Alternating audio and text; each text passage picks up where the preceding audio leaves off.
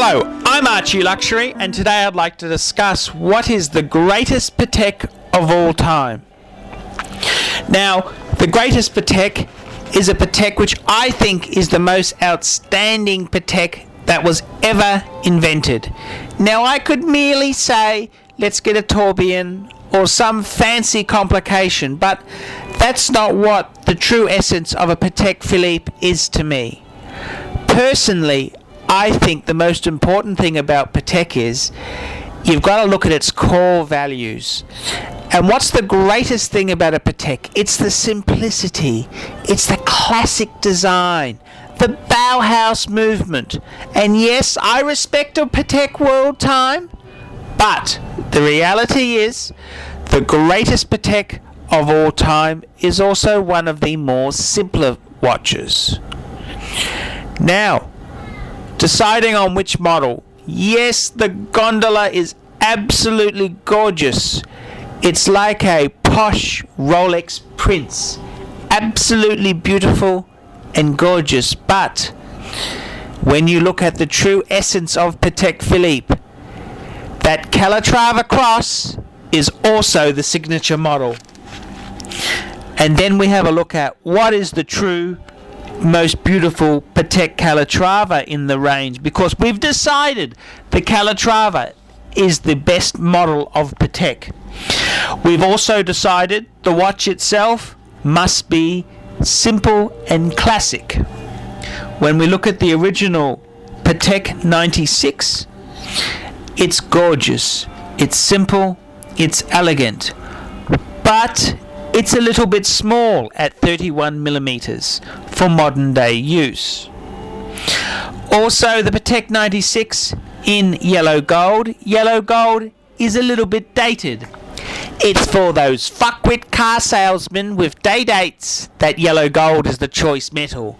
We want to be a little bit more discreet. And having a look at the most perfect Calatrava, we can look at modern interpretations, the 5096. Surely that, being a version 96 in a more modern size, would be the greatest Patek of all time. But no, Archie said no to that. And there's certainly some fantastic models in the range. The classic pieces, like a 3919. Again, a little bit small by modern standards. So which model is the greatest Patek of all time? And what features should it have? Wow. Archie's sort of gone for a piece which is a little bit of an oddball. He's gone for a piece which is very, very striking, very, very traditional, but it's also very modern. It's the Patek 5127, Patek 5107. Both of those are ideal. So which of the two is better? The 5127 or the 5107?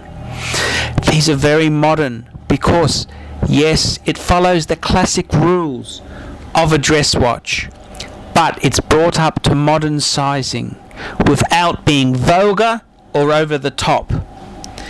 And the 5107 and the 5127 are just classic interpretations of what it is to own a Patek Philippe. So which one is the greatest out of the lot there?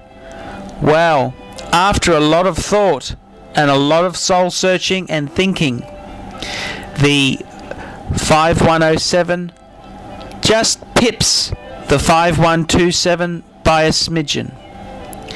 And why is that so? Well, the 5107 has a flatter bezel, which I believe just gives it a slightly more beautiful look. The 5107 also has the benefit of having the 315 Patek movement. And as Archie has said before, the 324, which replaced the 315, is a fantastic movement. But the 315 is a traditional classic. And with its slightly slower beats, it's also a very traditional movement.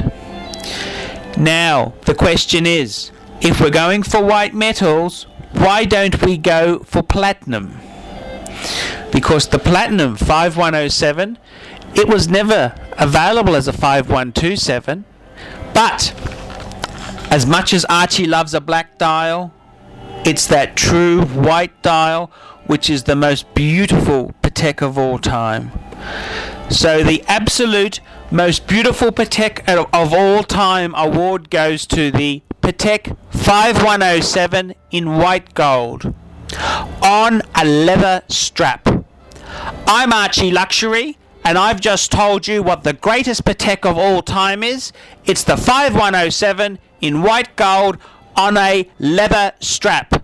Thank you very much. I'm Archie Luxury. Goodbye.